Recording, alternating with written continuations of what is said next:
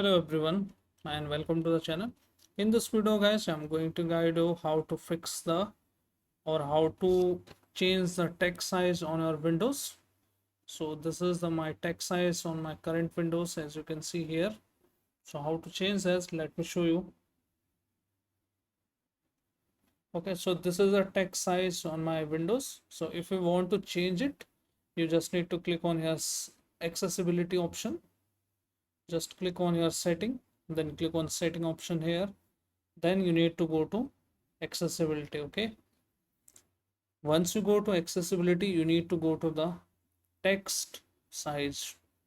Just click on that option, and this is a text preview as of now.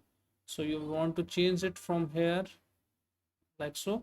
Just hit the change, then click on apply, and you will see please wait. You can see here now it has become bigger. If you want to change it more, you can see. So this is very easy, and default is this one, you can see. So this is very short video guys, and I hope you should able to change and increase the text size on our Windows 11 or 10.